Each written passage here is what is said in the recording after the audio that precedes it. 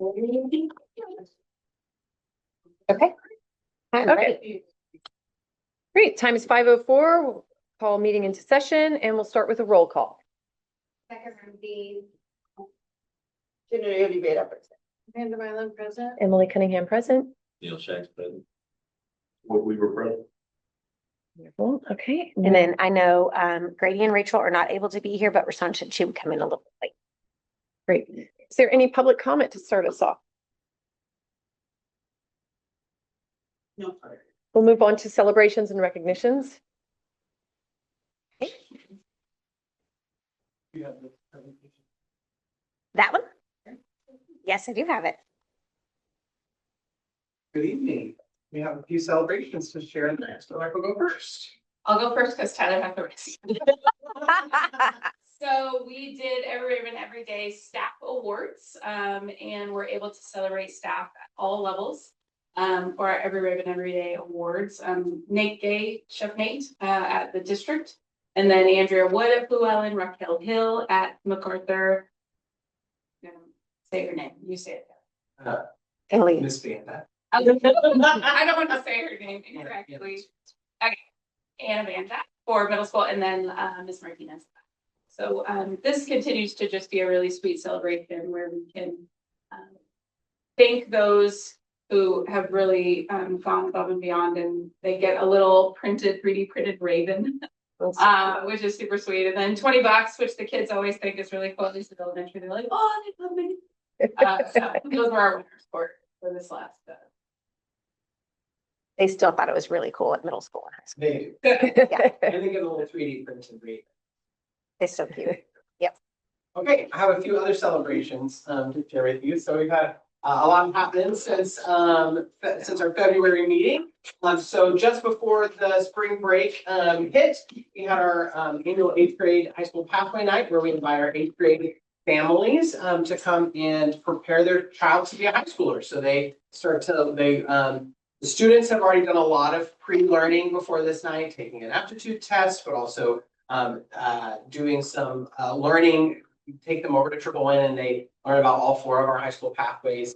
Headed to that, then there's some time that they spend in the classroom. But this is a night for parents to get acquainted with that same information and also kind of tackle the first step headed into high school, learning about 4-year plan and endorsements and all the great things that come along with high school. Fortunately, our 9th graders have just a few small options. It gets a little more complicated the older they get, but in 9th grade, it's a pretty, they kind of follow a similar path other than choosing which pathway they're going to follow. Our digital communications, our exercise science, wellness, and restoration, our engineering or our business management pathways are the 4 they choose from, but had great success. We also do a student club fair where several of our clubs come out and students get to come and see what kind of opportunities that they'll have when they become a high school student. Great responses. So you see those activities. Exciting for our class of 20, sorry, not 30. 30. 30. Oh my gosh, it's crazy to think about It's that. 1,000 years well advanced. That's to 4 years sure. Wow. So a celebration of our one act play. Our one act play team competed. This is our 2nd year to officially do one act play after kind of a hiatus for several years, and they got 2nd place in our district. They competed in a by-district competition right at the beginning of April. They're also I'm inviting you tonight. Put it on your calendar for April 10th at 7:45 at the Jubilee Theater. They're doing a community performance where they're going to perform the one act that they've been practicing, that they will hopefully do well at the by-districts and move on from there. But we're really, really proud of them. We had not only did they do well as an entire cast, but we had several cast members who won individual awards and some awards for crew. And so we're just really, really, really proud of the work they do. I want to highlight not only the successes the students had, but there are 3 staff members who you'll see in this photo. Actually, maybe I just see 2 of them. Miss Miller. Oh no, she's on there. Miss Miller, Miss Ward, and Miss Pack, who volunteer to lead this club. They spend hours and hours and hours and hours beyond their work day. Today, as they're preparing for by-district, they've been doing all that at Triple Win, which has been a great site for that, but we're really, really proud of that. And I mean, I should go calculate how many hours these 3 individuals who work full-time on a campus and then go spend this time volunteering to make sure that this club happens. The last 2 years, so really proud of it. Next up, many of you followed and many of you were present. I appreciated seeing several of you at some of our playoff games. Our boys basketball team for the second year in a row went well into the playoffs. They made it to the Final Four, the semifinals. They've proven beyond a doubt what a phenomenal group of student athletes that they are. We say it that way very intentionally. These are students who succeed and excel in their classes, and then step out onto the court and do the same. Traveled all the way to Abilene once again. At ACU, we had a different result this year at the Abilene game than we did last, but competed against a really tough team in Panhandle ISD who went on to win the state championship. So that's something that we want to keep in mind. These boys were competed at the state semifinalists, and they won the regional finals against Fosterville. Several of you were there. That was quite a game. So, so proud of the efforts that these boys put in place. Quick shout out to Jackson Small. His dad may be in the room. I wanted to shout out the incredible work he did in this final game where he put up. I was keeping track in the first quarter, and he had 9 of the 12 points that were scored in that quarter. So anyway, one of many of our impressive student athletes who competed. And then of course want to highlight the efforts that our coaches put in place. Coach Dancer's just off the photo here, but Coach Rice as the assistant coach and head coach, and then Coach Foreman as our athletic director. So really, really proud of what these guys accomplished. That's really great. There you go. Okay, we're another student athlete who was celebrated in the news. Fox 44 highlighted Andrew Ramirez as a Scholar Athlete of the Week back in February. So I hope you saw, we posted some things on social media about this as well. But I'm really proud of Andrew and the successes he shows both on and off. That he's a cross country runner, but also soccer player for us. And he is going to attend Texas A&M next year for electrical engineering. And so he got to be celebrated as kind of a representation of Rapoport, but also in our community for the efforts that he does here. Very, very proud of it. Celebrating in the news. One of our high school seniors, another of our high school seniors, but Erin Laris, who has been working alongside Miss Menifee all this year as her intern for communications. Erin earned some awards from the DAR. She was the good citizen for her dependability, service, leadership, and patriotism.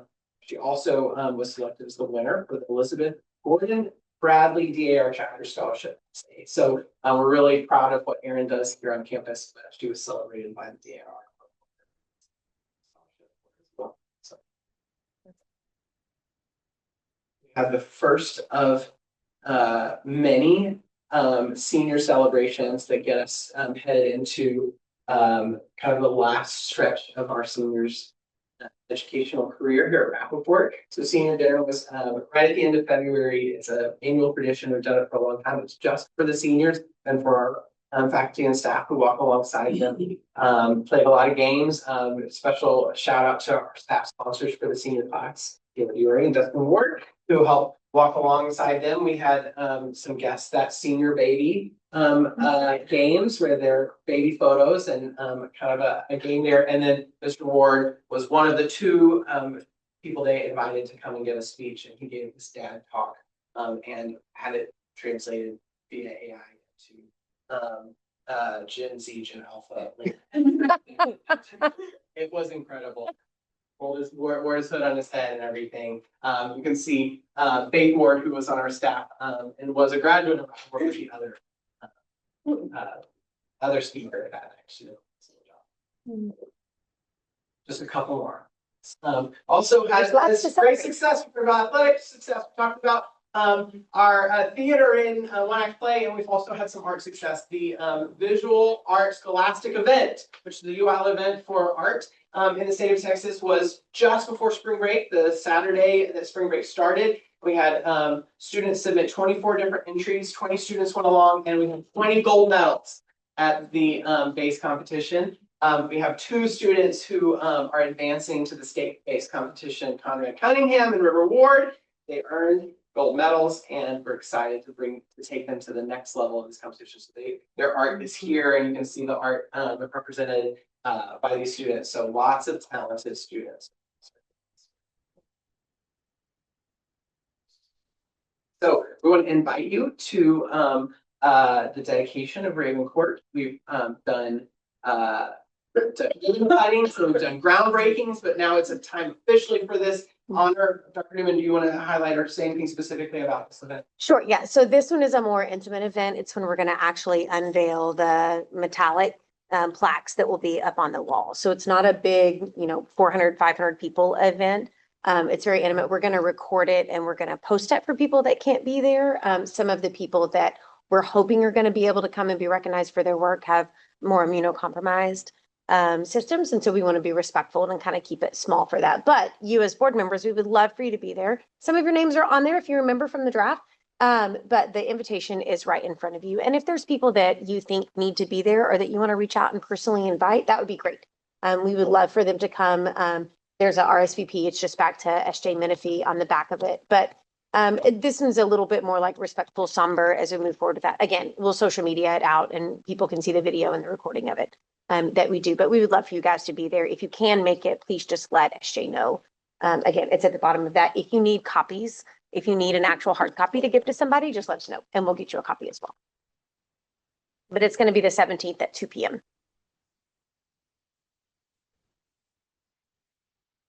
It's the special observances. So we always do this each month, the special observances that we want to highlight for you. So it's Texas History Month. And it's also Texas Girls in STEM Day, March 1st, before spring break. So we honor these two events. Yay. Yay, that's amazing report. So much to celebrate. Gosh, really. Yeah. Okay, it seems like all the pieces are in for the consent agendas. Yes.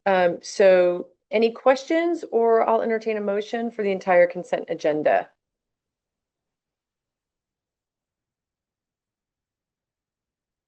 Or we can take anything off if there needs to be discussion.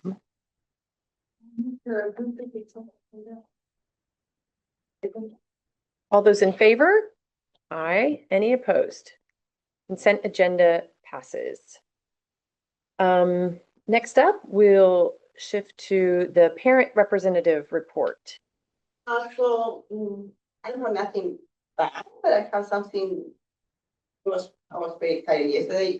So I was in a track meet, like I said, it was cold. And I was talking with one of the parents and talking about how she's new in Rapoport. She has an 8th grader and a 4th grader. And she was telling me that last year or the previous year, she was in another district in town and her daughter was crying every time that she has to drop it off because she has some, she's in the spectrum. So she has a little like hard time and anxiety and all that. And this is the first year that she's excited to come to school. And I was like so proud. So, Thank you for relating to that. It's Yay. appropriate for tonight. Yeah. Thank you. I was like, yeah, that's what we do. Yeah. Awesome. That's, Thank you so much. Your child shouldn't cry when you drop them off every day. no. And pre-K, that's different. First day of school, that's different, but And she said she has anxiety and never wanted to go to school. And this is the first year that she actually really liked it and enjoyed it. So, and next year she's gonna be in 5th grade. So, I was like, it's gonna be a smooth because the way that we do it with 5th grade, that, they're still babies, but we're gonna show them how they're gonna be in middle school. Like, I love this transition that we do with 5th grade. So I was encouraging her that I'm sure that she's gonna be excited about next year. So I was just proud. Yes, thank you for passing that That's what we along. do. It's important for us to hear. Ms. Rumsey? I do not have anything today. Thank you. Okay, then we move on to committee reports. Amanda, are you equipped to give a rundown of the finance committee meeting? It was brief. but, or, we might be talking about it later. I was gonna say, if you want to, you might just want to give your input. Alexis briefed me on what we're gonna talk about later. Yeah. That's what I figured. Sorry. I We didn't just mean went to- over the report. Yeah, Okay, we just went over the report that I'm gonna present here in a minute. great. We will shift to district improvement. If you guys have anything to report. We were scheduled to meet during spring break, and we didn't meet. So, other than the data that everybody was provided with. Huge. Okay, that's spring benchmark data, but everybody's. And that was posted today, so you may not have had a chance to look at that district data, correct? Okay. And then facilities. Yeah, we don't have anybody. Or did y'all, or no meeting. Okay, moving on. Superintendent report. Okay, so my report tonight is actually gonna be Ms. Fuller, who is gonna give you an update on our special populations.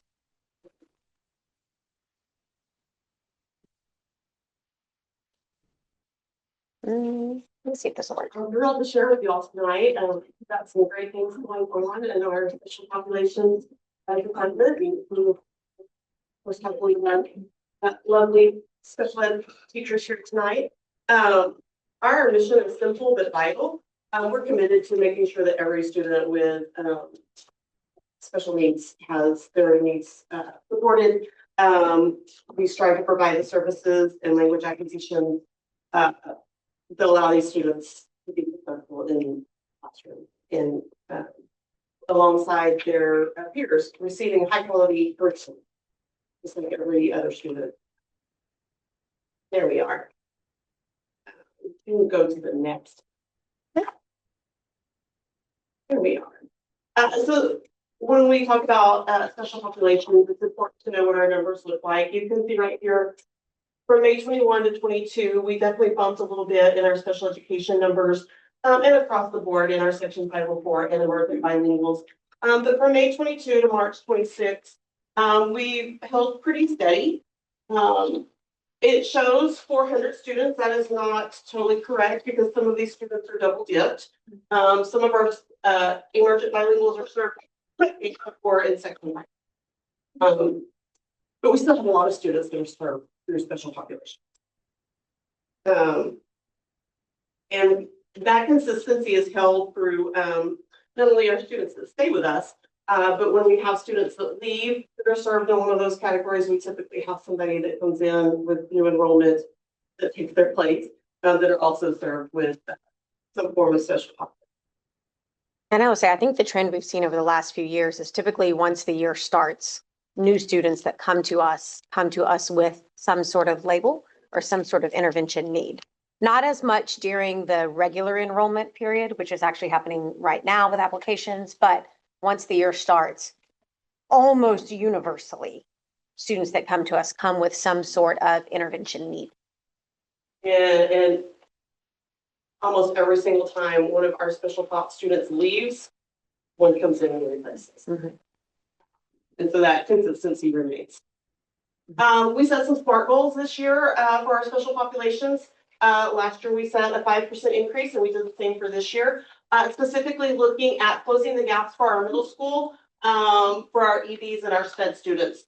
We're looking at that 64 growth to 69% in math for our EBs and for our SPED students going from 47 to 52.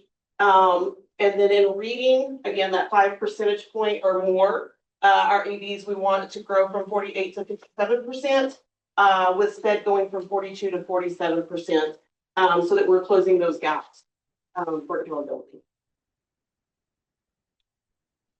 So let's look a little bit more at the data.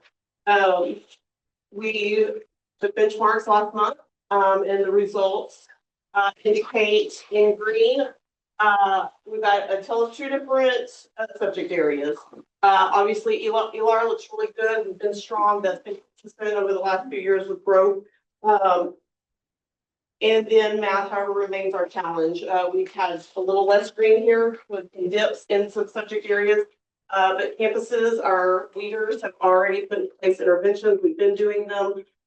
We most recently talking about different things that we can do, even as recent as this afternoon, over here at secondary, talking about data and putting in the final push, pushing those students, that we think we can just move one spot. When we talk about SPED and students in general, when we talk about STAR, there's those little movements. Did not meet low to did not meet high, did not meet high to approaches low. Especially with our students that are serving special populations. Some of them are not going to get to that meets or master's level. So we have to look at those smaller units. Can we get them from did not meet low to did not meet high? Yes. Can we get them to get one more problem correct?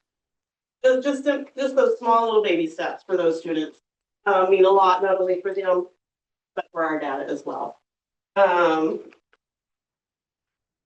was gonna say, just to call out, I think the level up piece, right? She's talking about those little ones. I think when you look at this presentation that's in the drive for you guys, I mean, when you're talking 27% of the students leveled up, they moved, they beat trajectory, right? They leveled up from where they are. When you talk about just overall in ELAR, 53% leveled up as they went through. That's pretty big movement when you're talking about kiddos that have the most diverse needs, and more than just what happens in the classroom. Yeah, and a lot of these students, they do this roller coaster thing from day to day. One day it's going to be great, the next day it's going to be bad. If testing on a day that's bad, then that's what you get. Yeah. It doesn't mean they can't do it. It just means they couldn't do it that day. And so that doesn't show up in the data though. Doesn't show up. And that's important. I think a lot of our kids are a lot more capable than what we're at. You can go on to the next page. Oh. That's just kind of there for everybody to look at when I'm not up there talking. MTSS, our multi-tiered system of support. This is kind of our, we're going to need to do for this kid when we don't have a plan in place. That's a special population. And so when you look at this data, you can see that there is a Q2 spike, in general across the board, but not everywhere. Typically pre-K, we've got pre-K going from 6 to 29% in Q2. It's touchscreen, by the way. I see that. Yeah. Yes, I'll try not to touch it. Kindergarten did not follow that, but first grade 31 to 38, second grade 32 to 36, 20 to 23, and 27 to 31. And that's just indicative of the screenings that are done early on in the year, and students being identified early in the year as needing some kind of support. And then we start to see a dip again. And again, that's indicative of those supports working. Hey, we've been doing some intervention work with these kiddos, and they're starting to fall off. That's what we want to see. It's also indicative of our students being identified. We have students that have been on tier for a little while, and it's like, hey, we've done all of these things.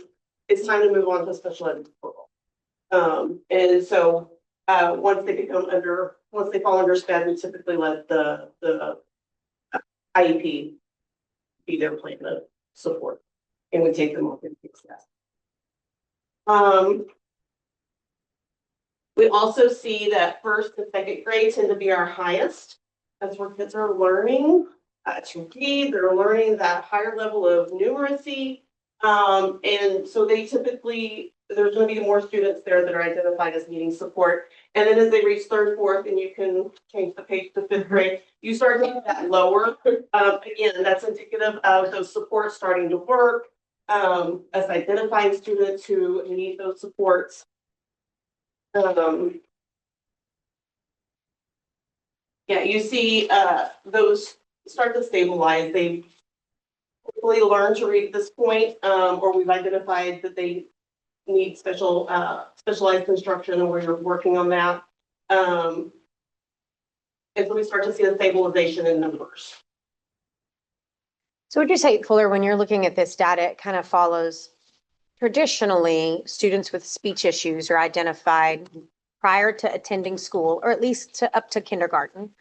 Then in kindergarten-ish, pre-KK, you're finding profound learning disabilities. Those start to really surface in those levels. And then by the time you get to first, second, third, it's a little more finite recognition. And so you'll still see some significant learning disabilities that kind of surface then, but that's when typically what you see is the one part of your classroom where the kiddos can just navigate on their own and move through stuff. They start to differentiate between the students that need a little additional support, that might need some accommodations, that might need a learning plan or things like that. Then by the time you get to really middle school, we're refining plans, we're refining student interests, but we already have a lot of those things set in place, at least here at Rapoport. So we see less identification unless a student's new to us. We see less identification in middle school. It's more management. And then by the time we get to high school, it's more transition. How do we get them ready for the real world outside of school? And so what you see in these numbers as they move through is kind of a reflection of that, which is major identification found early. Then you start to differentiate. That's where we start identifying additional needs, and then you start managing, and then you start transitioning that. So when we have new kids that came already with a label, Mhm. do we take that label or we do the whole, with like our own evaluation? But yes, ma'am. So when a student comes to us, if they're from a public school in Texas, we take their evaluation and their IEP. We follow it. We have to have a 20-day transfer arc. So within 20 days of them coming to us, or let me rephrase that. Within 20 days of receiving the IEP from the previous school, we have an ARC. And we make any adjustments that we deem necessary based. Oftentimes we find that when students come to us because we're smaller, they don't need some of the accommodations that they need at a much larger school. Okay. So we're allowed to make those changes based on information that we've gathered in that short amount of time. We usually don't make a lot of changes during that time because we just haven't known them for very long. But yes, the short answer to your question is yes. If they're from an in-state public school, we take their IEP and their evaluation. Now, if they're not, if they're from out of state, or if it's old, for instance, maybe they're coming to us in 8th grade and it hasn't been reevaluated in 5 years. They've been homeschooled. Homeschooled. We reevaluate, we have to evaluate every 3 years. Mhm. Okay, once By law. by law, yes, ma'am. Yes, we can reevaluate more often if the committee determines, our committee determines that that's necessary. And that's usually if we're doing all the things and it's still not meeting the mark. Mhm. Maybe we need to reevaluate for something extra that we didn't see the first time, or maybe developmentally it wasn't available, like we couldn't have seen it the first time. But usually every 3 years. So typically if they come to us, it's only if they don't have one, or it's old, or it's from out of state, or it's from a private or a non-school based. A lot of times at kinder and first, when we've evaluated like a pre-K for speech, we might reevaluate early and include cognitive and achievement because the speech is not the underlying, that is not the only underlying issue. Yeah, but speech is what we caught first because age appropriate, was what was identified. We've done all these things, they've been in classroom and they're just not making the progress that they should be making. So we reevaluate early in order to see if there's a learning disability. There's definitely some other data that came from this, and it's on the slide deck that you can look at your own pace and time in the board document. None of this, none of the things that we do here at Rapoport could be possible without the dedicated team. At elementary, we have 3 special education teachers. No, sorry, that's 2. That should be 3. 1, 2, 3. 3 special education teachers. Yeah. 1.5 TAs. No, we don't have to count. And 2 dyslexia teachers. We do have a TA that serves gen ed half the day, and then at secondary, we have 5 special education teachers, 2 TAs, and a dyslexia teacher. And then at the district level, there's of course me. We have an ESL coordinator, a diagnostician, a speech therapist, and we've most recently added a speech assistant. And I'm so thrilled to have added her because now we are not contracting out any of our speech services for the first time since I've been. Wow. Yeah. Thank you all for your time tonight. I appreciate you having the opportunity to share this with you. And of course, my favorite slide. I'll let you read that for yourself. Oh, thank you so much, Ms. Fuller. Incredible work. Really appreciate you and your team. Okay, And she's always available if you have questions, if you want to dig in, if you want to meet with her, if you want to ask more about how we evaluate, what that looks like, where we spend money, and what does that look like on our special education or 504 or emergent bilinguals or at-risk students or anybody in the district. She kind of heads up the other students as assigned, right? District for that, and then handles all of the transition out of school and then also transition into and out of any of those label programs. Thank you very much. That That is, concludes the superintendent Yes. report. yes, Moving on, let's talk about the revenue expense salary budget. let's talk about it. Okay. In the folders, there was a couple of different things. Of course, financials were in there, which are on the consent agenda. But there was really two different versions of the revenue expense salary budget. So I'm just going to briefly go over both of those. The first one is this kind of long looking one, and it's a year over year revenue expense salary budget. And just a reminder for the process of how we budget here at Rapoport Academy. So we start with typically in February or potentially March, depending on, we start with just an estimate for the revenue and then an estimate for the operations, which includes two divisions. It includes people and it includes things. So it includes payroll which is salaries, and then it also includes operational expenses. And so we approve that now so that we can give letters out to staff for positions for next year so that we can begin hiring, refilling, or stabilizing as we move into next year. Then, once this is approved, letters will be distributed. Then we move forward with an itemized operational budget. And so you're going to hear me talk about some of those details here in just a second. But then we move forward with an itemized operational budget. And then in June or July, we will bring to you a full revamped budget that includes the pre-approved revenue, unless it's been adjusted up, the pre-approved total expenses, the pre-approved payroll expenses, and then an itemized listing out of any sort of individual expenses on the operational side. So that'll come in June or July. So we will finalize the full budget, itemized included, before we start next fiscal year, is the general plan. So you can see here, walk through our financials. You guys know we did that last month. From last month to this month, they used this year's current expenditures. They used a multi-year forecasting. And then we looked into next year. They made sure that they were comfortable with what we have here. I made sure I was comfortable with it. We've talked with the superintendent cabinet about it. The finance audit committee, I kind of presented this out to them to see if they had any questions about it. So what we have is essentially a flat revenue estimate. So if we have more students, we might have a little bit more revenue. If state funding comes back with more money, we might have more revenue. If we get grants, we would have more revenue than this. So this is what we can realistically expect on the low side for revenue. Low side meaning what we can trust, basic revenue. Anything added would be on top of this. So 12.8 for the revenue. Then on the booked expenses side, altogether, it's 13.272. Included in that is 831,130 of depreciation. So that's bringing the new gym online. That's what our depreciation would look like each year, which is not a cash expense, but it is one that is on the books. Then we also have the bond covenant and the principal payment that don't go on the books, but are actual expenses. So those are two kind of weird cash, non-cash expenses. So if you look at all of those, the total net expense, that's the total expenses minus depreciation.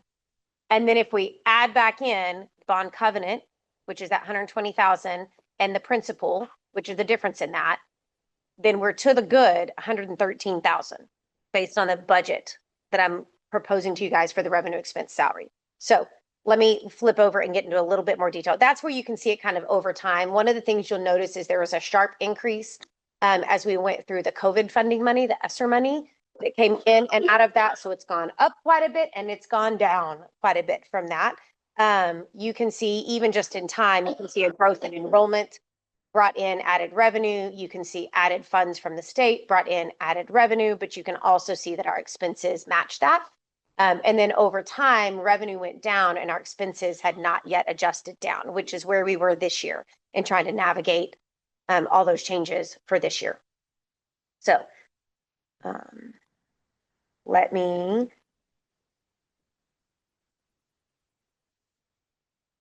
give you a little bit more detail.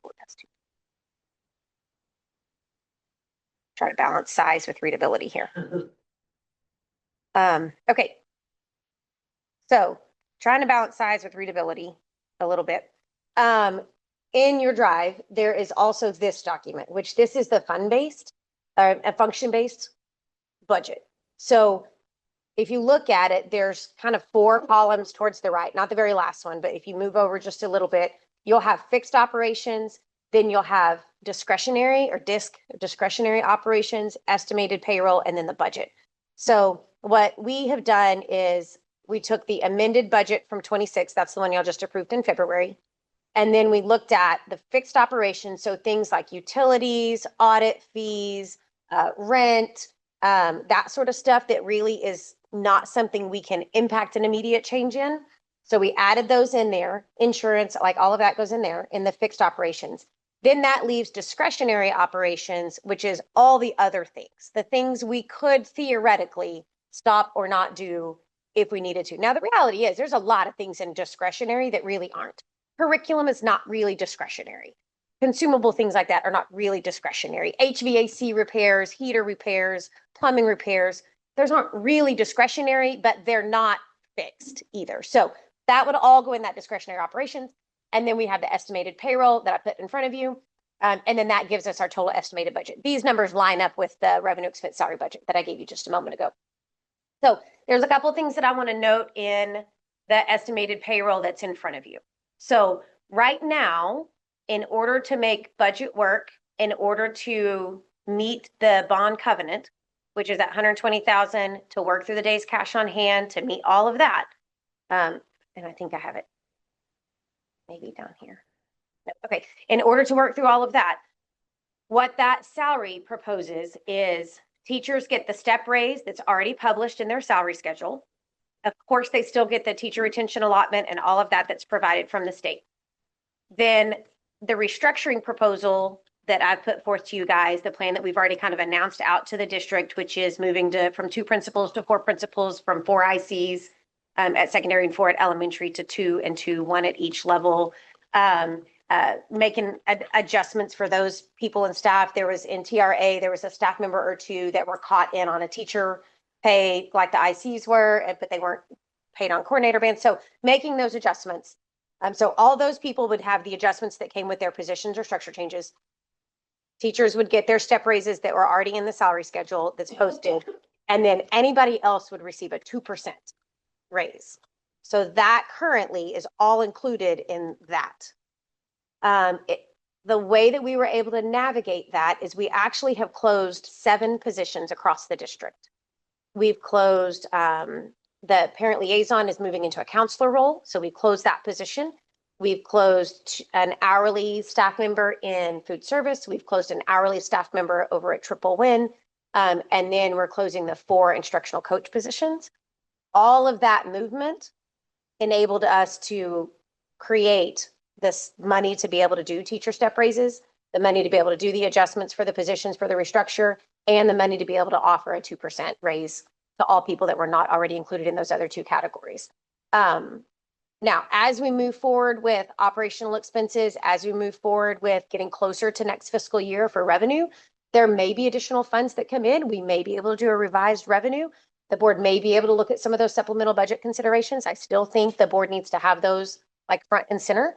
Should any added revenue come in, if we're able to, Corey is working on some partnership possibilities for Triple Win, which would offset some of the rent expenses for the Triple Win facility. And again, all that would come back in. There's a grant we're applying for that would be facilities funding, additional facilities funding for charter schools. That could be anywhere from $90,000 to $180,000 added.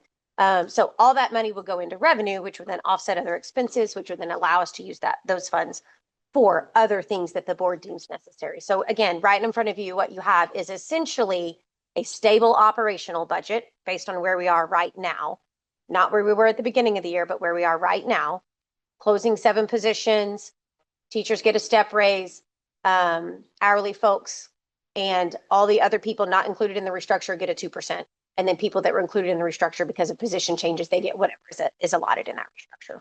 So I feel really confident about these numbers. One of the things I will say is, based on where we are expected to be in our current budget this year and this budget next year, both budgets put us in full compliance with debt covenant on debt service. One just above 1.22 and the other one 1.3 and change. So they both get us in compliance on debt service covenant. Uh-oh. Yeah, somebody needs to. Uh-oh.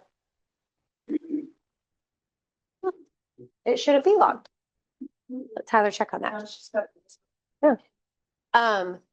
So it does get us in bond compliance for the debt service. It does not get us in bond compliance for cash on hand. And that is something the board will need to constantly think about moving on really from here forward. So at the end of last fiscal year, we were roughly at 30 days cash on hand based on estimates from YYY, where we are currently this year. By the end of this fiscal year, we'll be at 40 days cash on hand. With the budget put in front of you based on what we're looking at for next year, by the end of next fiscal year, which is actually August of 27, we would be at 55 days cash on hand, and we're supposed to be at 60. So that's something we need to be thinking about constantly, is making sure that we're moving, instead of spending cash or spending excess, we need to make sure that we're moving it over at least until we meet that 60-day cash on hand. And then extra, because any expenses we would need to make from that, say we have a massive HVAC repair, it's going to pull from that day's cash on hand, and we would be then potentially out of compliance again. So we would need to make sure that we're monitoring as a board, right? That we're monitoring the days cash on hand, we're monitoring the debt service. Again, this budget puts us in full compliance for this fiscal year and for next fiscal year for the debt service. And it gets us to 55 days cash on hand, assuming expenses flow like they should, assuming revenue comes in like it should, assuming there's no offset from added revenue that we get. So I feel very confident in this starting out budget for revenue, expense, salary. I do feel like it's conservative, but I feel like as we do operational expenses, as we move forward and as we get closer to the fiscal year and are more closely able to estimate state aid and enrollment, I feel like there might even be some adjustment up in the revenue while being able to hold the expenses relatively stable. And so there may be some gap that's created that could get us in compliance for days cash on hand sooner, and or allow the board to look at some of those supplemental expenses. Right now, I can't recommend any other supplemental expenses other than the step raises for teachers, which step raises for teachers average about 1.5%. Just so you kind of know, it's not exactly the same because it's different depending on different years. But they did just receive the TRA at 4,000 or 8,000 if they had been here at least 3 years. Then it's 2% for everybody else. And then the folks involved in the restructure and position structures, they would get whatever it is. All of those are more than 2%. So everybody is covered in at least the step raises of the TRA or a 2% or the restructure. Including hourly and admin. Mm-hmm. Okay. Mm-hmm. Yeah, they're either in the restructure or they're 2%. Yeah. So again, YYY's walked through this. We've walked through it person by person, benefit by benefit. We did make sure that all of the TRS and kind contributions were allocated, which was one of the audit findings as we walked through that. So that all is in here. As we move forward with operational itemized expenses, they're also going to do an analysis and a check back with our auditor to make sure that we've coded things correctly for next year's budget so that we're taking care of that TRS in kind moving forward. So I feel confident. I feel conservatively confident, meaning I believe this is a conservative budget that meets the requirements to the best of our ability at this time. We will continue to navigate now that the bank has officially been notified of the bond covenant default. They couldn't do that until they got the audit. And so now that they've got the audit, we'll navigate through that. They've known about it since August. The actual anticipated date of being within the bond covenant would be September 1 or? For the debt service? Yes. When we resubmit at the end of this fiscal year, then it would be. So technically by August 31. Yeah. But the bank doesn't look at it until the auditors have cleared it. So technically we'll be in compliant for debt service August 31, and then the auditors will validate it And then the bank would get that So it'd information be when the after audit's turned that. in. So I'm It'd be just after that. thinking about when can we, really know what we have for that supplemental list? I feel like we've just been pushing it off because we've had. We haven't had to. But I want to know, okay, when can we seriously look at that conversation of what kind of supplemental? And it seems like September, October 26. Yes, but, Okay. yeah, but let me qualify that a little bit because there's two pieces to the bond covenant. One is the debt service, and that's where August 31, that's where we would be in compliance with debt service, revenue over expenses, paying back debt. That will be in compliance. Our budget already, this meets it, and our budget next year meets it. Where we're not in compliance. And I don't see a way, if we wanted to get in compliance for the days cash on hand, we would have to be able to add $840,000 into our savings account. We don't have $840,000 not already allocated somewhere to people or things. So we can't just move that over. So what we have to do is we have to steady plan, kind of like you would in your personal savings account, right? You kind of have to steady plan and move things over. So based on where we're estimated right now, at the end of this fiscal year, we would be at 40 days cash on hand. With this budget, based on where we would be next year, assuming no added revenue, where we would be next year would be 55 days. And then shortly after that, hopefully we would get to 60. Now, the hope is that between now and then, added revenue, grants, facilities funding would be able to offset some funds and we could meet that sooner, that 60 days cash on hand. But I will just say, as a board, for fiscal responsibility, I think that is something you have to be able to say is when we meet 60 days cash on hand, or if there's a plan, if we're trying to get to 45, then we could spend some and then we'll finish the 60 and then we could spend some. But right now, we won't be fully in compliance for the days cash on hand until 2 or 3 months into not next fiscal year, but the next one. Did you ever discuss whether that 60-day figure was set in stone or whether some room to negotiate like 45 days cash on hand? Yes and yes. So in the negotiating conversation that YYY is going to help us with the bank now that we've officially been able to move, because we couldn't have the conversations before because we weren't officially out of compliance. So now that we can move into that, that's one of the big things that they're going to try to work on. The other side that they're going to try to work on is a logical meet if we have to get to 60, so that it's maybe added 10 days a year, right? Maybe we go from 30 to 40 and 40 to 50 and 50 to 60, so that we're not taking so much of our discretionary money that we really need to spend on other things and having to just put it in savings in order to meet their mark. That one. So yes, YYY is passionate about either getting that adjusted or stair stepping it so that we're not having to use so much extra funds. But we can't have those conversations until we satisfy. Well, first, we couldn't have the conversation until they officially got notice of noncompliance. So now they've gotten notice of noncompliance. So now we'll move into conversation with them. So yeah, I'm not sure how those conversations will go. I think it's logical to say if we're already very efficient on our revenue and expenses already, that maybe we have a more like stair-stepped approach back into full compliance if they're still going to hold us to that 60 days. But that is something that YYY is pretty passionate about. She was like, 45 is pretty stringent. Most places it's 30 to 35.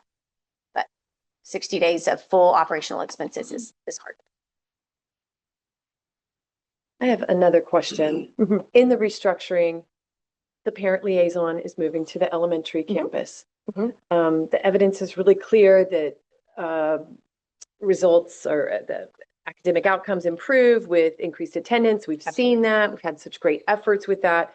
I am concerned because I feel like so much of that connection with parents and also the high need among our students of addressing food insecurity and some of those outside issues.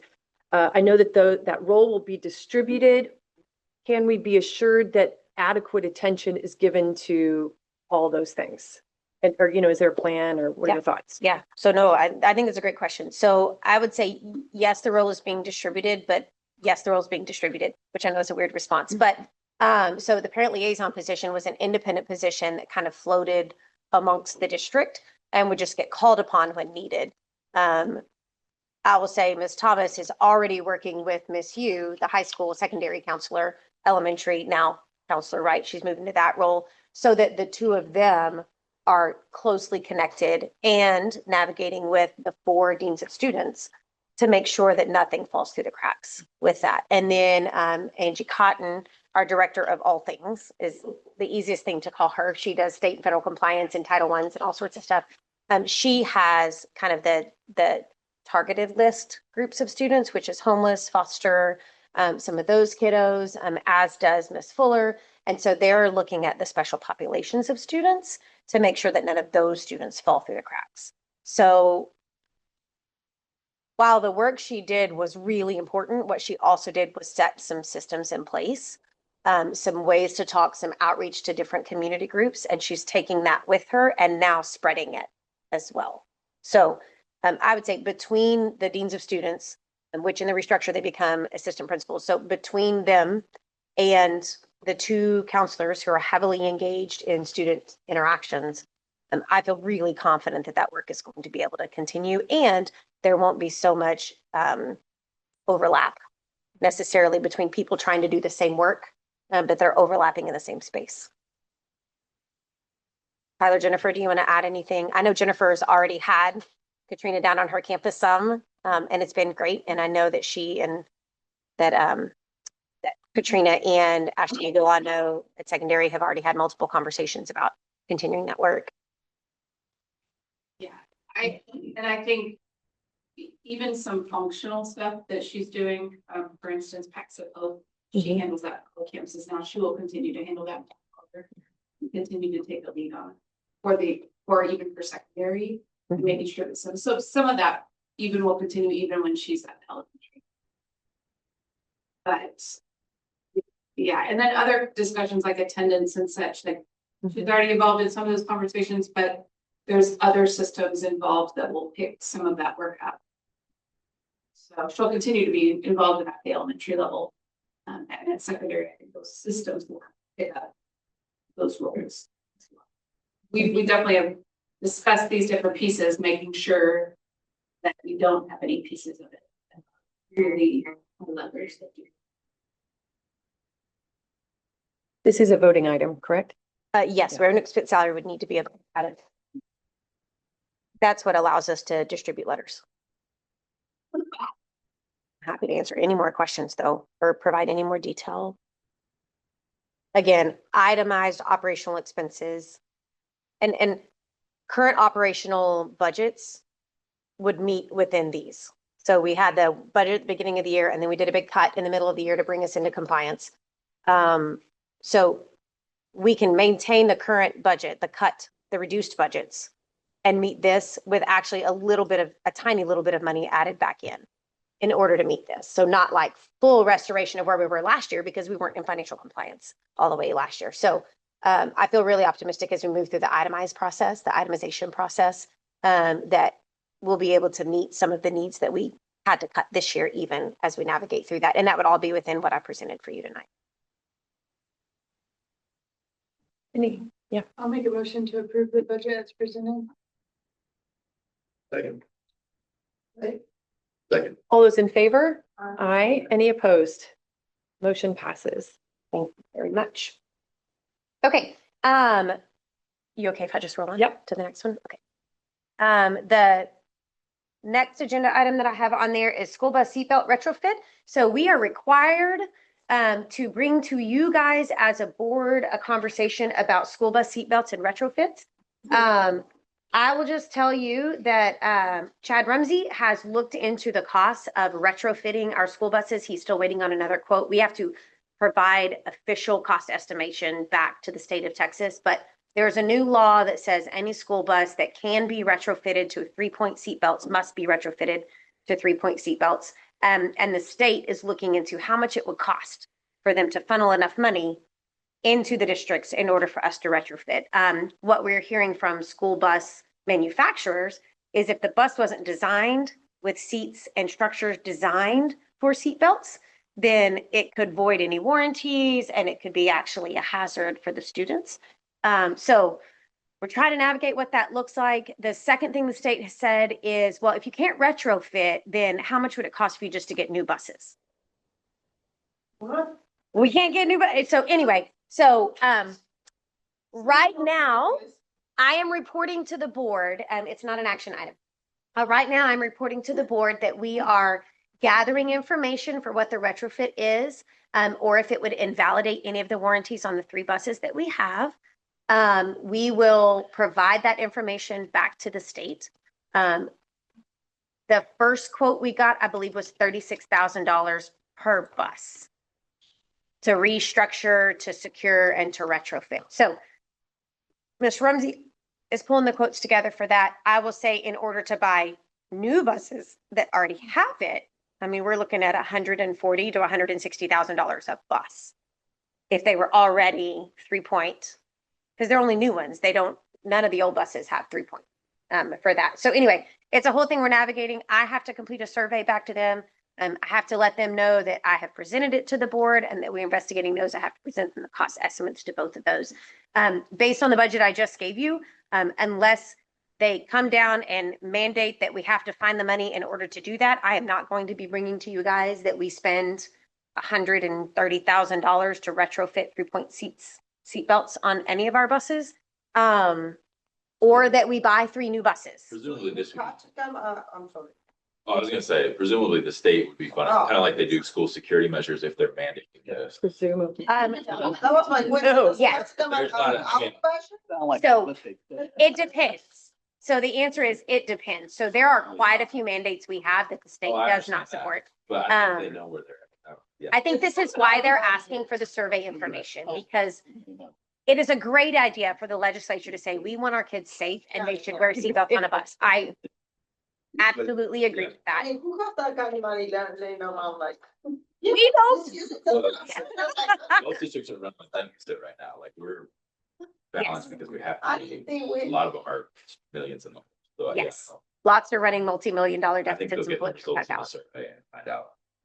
They either have to pay for it or it's not feasible. Which honestly, when they did the school safety survey in order to secure, to harden campuses, right? Which was, their thought was, we're going to give enough money to the campuses that every campus can have an SRO. Well, we as a district got $100,000. Technically, we're supposed to have 4 if we met that requirement. There's other requirements we can meet and still stay in compliance. We're in compliance, right?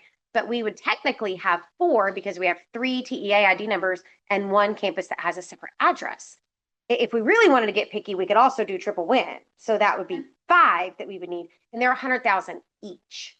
So even though the state said, hey, we're giving you money so you can meet this level of requirement, they gave us 100,000, and we would technically need 6 if we really did it all the way. So yes, I think the result is they're going to come back with the bus, and they're going to say any new bus from here forward There you go. That must makes have it. sense. Any grandfathered bus will grandfather it in. If you would like to retrofit your buses and it doesn't void out your warranty or impact the structural integrity of the bus, then here's a grant that you can apply for, which I'd love to apply for a grant that would help us retrofit as long as it doesn't mess with the structural integrity of the bus or cause any sort of liability issues. And so anyway, so that is me letting you guys know that we are going to participate in the survey. We are going to pull the quotes for retrofit, and we will get estimates for new bus purchase, and we will submit that back to them. And of course, we will move forward with whatever requirements are sent down to us. My hope is that if there is any, it comes with the funding to help support those. I have a question. Yes. So the current buses could be, if needed, retrofit. So that's still up in question. Okay. I know they got to check. Yeah, the one quote that was given to us, the reason it was so expensive is because they would do some structural Oh. securing. modification. Yeah, modification, that's a good word for it. So some structural integrity reinforcement, which is why it's $3,000 roughly for that. So they would do some structural, which does void the manufacturer's warranty because now you're doing structural changes, but it keeps the whole bus safe. And so, yeah, so I mean, we're going to participate in the survey, and I will keep you guys updated if more comes down that we have to move forward. My hope is that if we have to move forward, it comes with funding to support it, because I think it would be really hard for us to spend $90,000 on seatbelts. You know, as when plus we don't run routes. You know, we're not running kids back and forth like all over the country and wherever else every day. So. Right, moving on, 4.3, artificial intelligence use policy. So in your drive was an, I should write this down. was an artificial use policy draft. And this does not have to be approved tonight unless you just happen to want to approve it tonight. It's really to get us thinking and to get us talking about it. So AI is not going away. It's a valuable tool in a lot of different places. This is a really simple template as you look through it. But it would allow people to be able to use AI in a structured way within the district or within the classroom, depending on how the teacher wants to use it.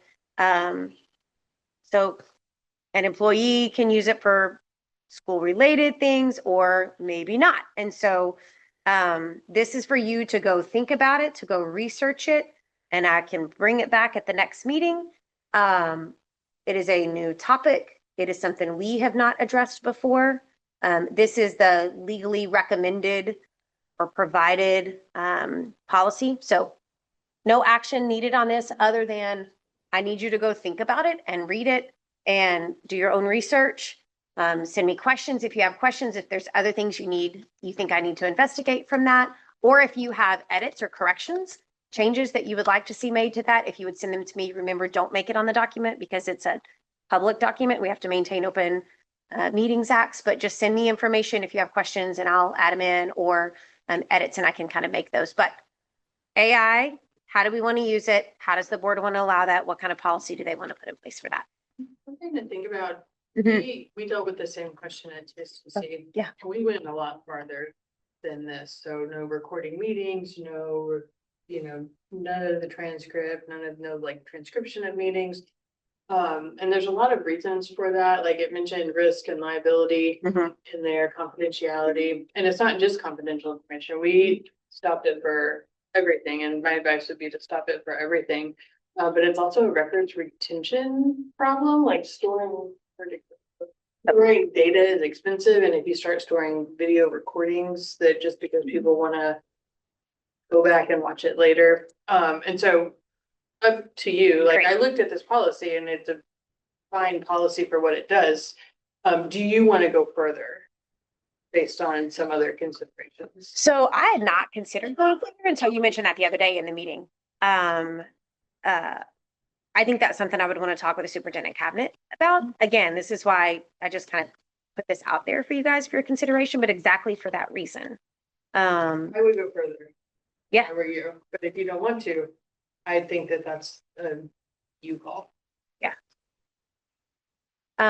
So yeah, and any other things, like if you want to send, like this is why TSTC went further and what further means, then I can take that to the cabinet and I can kind of get their feedback and I can make edits or bring that back to you guys when we come for the next meeting. But I would love for you guys, again, as active board members, to read the policy and then to go like do your own research and kind of ask your own questions, because ultimately board policies are board policies. I know they're driven from feedback from the district, from the campuses, from the staff. But I would love for you to think about what that looks like and how you guys want to drive that as well. But yeah, if you have any, again, feedback, thoughts, ideas, questions, I would love to have them. And then I can run them by our cabinet and bring you some official kind of suggestions from the cabinet. Thank you. The next one is the HB 1707 and HB 2. And so that is a certification that we have to do. It is moving towards a certification that we have to do for any real estate related anything. And basically, you can see that combo resolution that was in your drive. And so it's essentially saying that no member of the board, we have to annually certify. So this will be an annual certification, but no member of the board received financial benefit from a real estate transaction with the school. And it also, it's financial benefit with the school, and there's another one in there. Hang on a second.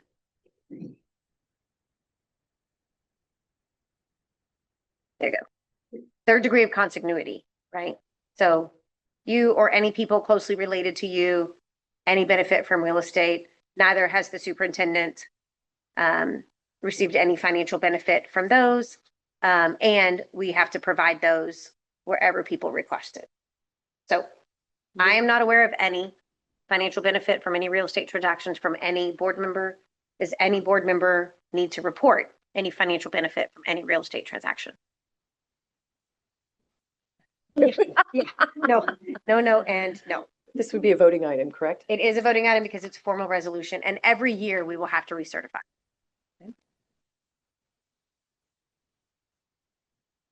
I'll entertain a motion. I move we certify the combo board resolution. Rashana? All those in favor? Aye. Any opposed?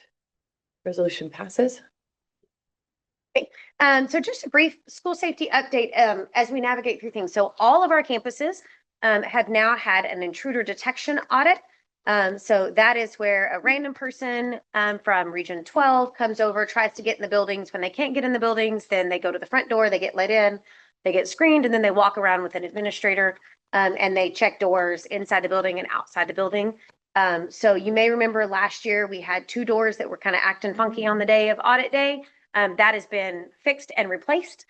So those doors are now working beautifully. So we have done our sweeps around the district and have no findings as they've navigated through things. So that's really exciting. Coming up on April 6th, I believe it is our big district vulnerability assessment. It's called a DVA. It is a lot of pre-paperwork, almost a little over 120 different items of submissions that Chad Rumsey and I are working on getting submitted up into their interface system. It is everything from policies and report to procedures to findings to you name it. We have to submit it. Sign-in sheets for trainings, like it's all sorts of stuff. So we have to submit all of that. And then on that day, they will come and walk through the entire district. So they will do a data review before they come, and then they will spend approximately 5 hours with Chad and I walking through, and they can open any door and go anywhere and look at anything they want. So that'll be a big one. It happens every 2 to 4 years, depending on when the state is able to run through the cycle with us. So this will be our first one. It's a somewhat new initiative.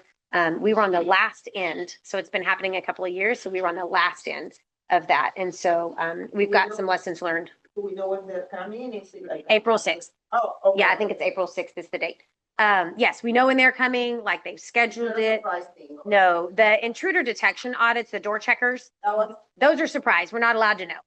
All we know is one of our campuses will be visited in the month of February, right? Like that's all we know on that one. But this one, no, they know the date, like we're uploading the stuff ahead of time. They'll do a document review and give us feedback, some of it ahead of time. And then we do that walkthrough. We also are in the midst of updating our emergency operations plan and our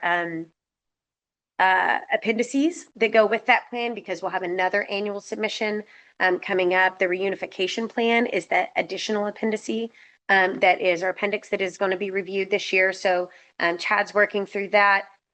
He has had a couple of great meetings with our district safety committee. So that is internal and external staff. One of the things that we've added is before each meeting, there's a walkthrough of a campus. And so we've had emergency response, and we've had McLennan County / Waco emergency response. Ryan Dirkers came and walked through, and we've had law enforcement walk through with them. So we've had emergency responders that have now walked through all of our buildings, the new gym, the campuses, the elementary. We've talked about pitfalls and places where we could shore up a little bit more, really great practices. So that's been really good. And then they've also walked through other things like what emergency response practices do we have? What trainings are we providing for our staff? It's all you need to have. So I'm really excited about the work that he's done with that committee, getting it really up and running. It's more than just a checkbox compliance. It's an actual feedback committee. And so they meet 3 times a year. And what we'll do is moving forward, any new members that come will come a little early to the meeting and do a walkthrough of that campus where we meet. And then we'll have the meeting on that campus. 2 meetings are in person, the fall and the spring, and then this summer is going to be virtual as we move forward from that. So there is lots of things going on, everything from AED updates to training conversations to what's going to happen in August when staff come back, to how our guardians are trained and how they navigate. the protocol trainings for that to make sure that they're updated and outfitted, equipped, and ready to go, ready to respond should they need to. We also are he's having conversations with some community groups. Waco ISD and he are working on a formal agreement for emergency response, meaning if something happens here, they're going to send buses for J.H. Hines and here. If something happens at Fluellen, they're going to send buses for Carver and us. And so essentially what they do is provide us, here's 3 buses and drivers. They're just your people now. And they would help us reunify, move students if we need to. And then the same over at MacArthur, it would be the Dean Highland campus, right? They would move for that. So that's going to be a written agreement. And then he's working on a reunification site MOU. So trying to get at least 2 reunification sites so that if something happens and we can't reunify at Ravencourt, which is really our main reunification spot for the district, if we can't reunify there for some reason, what alternate site could we use? And so that's kind of one of the next things he's working on. So lots and lots going on across the district safety wise, not only in structure and facility, but also in planning and training. So I think Chad's just done a really phenomenal job since he's come on board. He hasn't even been on board that long, but he's done a really great job bringing it up. He's not even here a year yet, but coming up on a year. But just done a really great job, not only meeting compliance, but also moving to kind of a proactive mindset for safety and response. So that is an update on school safety and where we are. Awesome. Thanks to Chad Rumsey for all the processes he's put in place. Yeah, it's pretty great. Yep. Okay, data. So the quarterly data review. So like you said earlier, so I dropped in several different data pieces for your review. It's not an action item. And as a matter of fact, there's a lot of data to really dig into and think about. So what I would ask is you now have it, much like we're trying to shift board meetings to. We give you the information 1 month, you get time to go think and look and review, you send questions, you ask questions, we give you response back. And then if there's any public questions that need to be had, or if we need to reevaluate something or relook at something, we do that at the next board meeting. That's what I would like for you to do with this one. So the District Improvement Committee had said we need to have more data that we're looking at. And so here is more data as you're navigating back from that. So let me just briefly tell you what is in here. So STAR May to May. So those are 3 different files, May to May to May, and it's by campus with the benchmarks and it's color coded. If you look at the state report, the TAPR, Texas Academic Performance Report, you might see some numbers different because our May to May reports are all testers, but the state report is all testers who were also here at the end of October. So they had to have essentially been with us the school year in order to count in the state report. So it's possible that you had a student who did well or didn't do well that tested with us in May, but they weren't here in October. So you might see a little bit of difference between like the state report and what's in this May to May report. But what we wanted to give you was an update of where we are with benchmarks. And again, when you look at where we are with benchmarks, you'll see some greens, you'll see some reds. That is benchmark to benchmark. So if you're looking at that, you'll see, and since I'm not going to go through all of them in detail, I want you guys to take them and look, but the color coding benchmark is benchmark to benchmark, not benchmark to STAR for last year, because that's more comparing apples to apples as we move forward on that. So what I will say is if you have questions about those, if you want to dig in a little bit more, you're welcome to contact the campus directly. Or you can contact me and I'm happy to go through it. I guess I can. Let me just briefly go over these real quick. So again, benchmark to benchmark is what we're looking at. So the greens are places where there are strong points. The reds are places where we might have dipped a little bit from benchmark to benchmark. That's the top line. Now, the other STAR scores are STAR to STAR as we move forward from that one. So you can see like we've got from benchmark to benchmark, we went up in Algebra 1, we went up at Meets and Masters in Biology. We've got a little bit of a dip in English 1, but you can see it's still 85% in that first pass rate and still 21% at the master's rate with 67% at Meets. You can see we've got a little bit of a dip in English 2 in the approaches and the masters. But then you can see we went up or basically stayed the same in the Meets level. And then in US history, still pretty high performance, but there's been a few little dips in that area. Again, benchmark to benchmark. One of the things you'll see is if you had the data. Some of that is cohort impact. One group of students was lower, and you'll see that group of students as they progress grades, and they'll continue to be lower. We'll go to middle school, and it's really tiny. So you can zoom in when it's your own computer as well. So you can see here, maybe, there you go. You can see here, again, we're using the same highlighting format. So at middle school, in places where it's green, we've gone up in benchmark. In places where it's red, we've gone down. There may be some things where, as you're looking at the data, you want to know, oh, this looks low. What are we doing about it? Oh, this looks high. How did we get there? Those are great questions to ask as board members. And those would be the ones that I would love for you to send to me. And if there's something that you want addressed at the April board meeting, like what did we do to get here? Or what are we doing to fix this? Tyler and Jennifer can answer those specifically on the campus. So again, you can kind of see there's lots of green places. Middle school, one of the things that I will just say is math, right? Math, and math across the district as a whole. That's really across the state as a whole. It's not unique to Rapoport Academy, but it is definitely here at Rapoport Academy. You can see a little dip in 8th grade social studies, but you can also see some green areas across the board. Then let me just quickly bounce over to elementary. All right. And then in elementary, my highlighting didn't come through on this version for some reason. But in elementary, you can see spring 25 benchmarks, spring 26 to fall 25 to spring 25 benchmarks. So you can see 4th grade math, for instance, from spring 25 to spring 26, went from 20 to 50, from 7 to 16, and from 0 to 8. So big jumps in 4th grade math. You can see on reading. So remember, this is the Strong Foundations implementation for the curriculum. So a curriculum provided by the state, who also does the state assessment, who also does the benchmark. So you would hope that there's some alignment there. So you can see we went from 60 to 89 on approaches, from 22 to 44 on meets, and from 9 to 14 on masters in 4th grade. It's not nearly as strong in 3rd grade math, because math, right, we've talked about. But we went from 40 down to 18 in 3rd grade math, from 18 to 2 meets, and from just 1% to 0 in 3rd grade math. And again, you might have questions that you want to ask. And then 3rd grade reading, the same group of students on both, from 52 to 43, from 30 to 15, and from 3 down to 0. So in elementary, for our elementary, growth happens in 4th grade. 4th grade is still right at 70% of our accountability for elementary. And growth is really where we're going to get most of our points.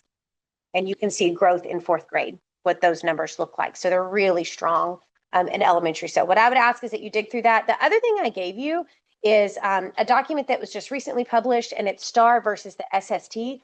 You've heard politically, we did away with STAR, right? We're no longer going to have STAR. They're still going to have STAR. But this is what it's going to look like. And so I thought, just since you guys are board members at a public school, it would be helpful for you to have some talking points and just to understand exactly what it's going to look like for us as we navigate the future moving forward. That's not this year? It starts not next year. There's a pilot year. It's the next year after that. So not the year that we just approved the budget for, but the next year. But the reality is, next year we've got to be planning, because we're moving from 1 or 2 test days during a school year to multiple test days. Now, granted, there's going to be some good things. We'll get data back almost immediately. So we'll be able to do intervention plans almost immediately. Same subjects. Same subjects are gonna be there. Not necessarily. The high school ones are to be determined. But you can see right over here on the right-hand side. So They have on page 2 to show the yeah, sorry. content areas. There you go. I need to scroll down. There you go. So there's not an English 2 in the EOC anymore. So it's English 1. There is currently an English 2. So it's 4 at the high school, and then you have the other ones, which are the same as you move forward with that one. So anyway, I thought it would be good information for you guys. I thought it was a handy thing to really be able to combat some political rhetoric, which is we did away with STAR. No, we have now beginning and middle and end of year STAR and all of the grades and all of the things. Now it's going to be faster, so it's less cumbersome, but we're still going to have to maintain confidentiality. We're still going to have to do secure testing. Only certified teachers can proctor those. So in a world where finding certified teachers is harder and harder, that gets a little bit tricky to be able to have the right people in the right classroom at the right time for that. So this is for your information, but it's definitely something that you need to be up to date on. So as an educator, you are an educator, right? You're a board member of an educational institution in Texas, public education institution. So I just want to make sure you have the talking points for those. Then the last thing I had on there for you guys was just presentation of, not here, but like that form is there for you guys to complete. Yes, so I'm going to talk about your homework because you're going to get an email from me probably in about a week or so. We've got a kind of got some homework for you to show up with in the April meeting. That is going to include our board self-evaluation. And Boyd, I'll make sure that my email is really explicit, like here's the link and here's what you do. And you may not be familiar with what I'm describing. Also, April is our superintendent evaluation. So some things to think about, and I'll include this in an email. Finish up those interviews. If you have any remaining conversations to be had, make sure you've given adequate attention to collecting feedback. Aggregate the notes from those conversations, summarize into main themes so that you can pass those back to me individually.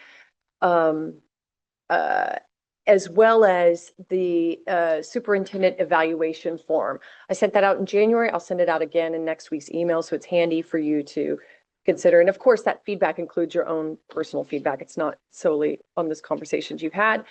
I will also be distributing a document that is kind of the superintendent's response to last July's action plan.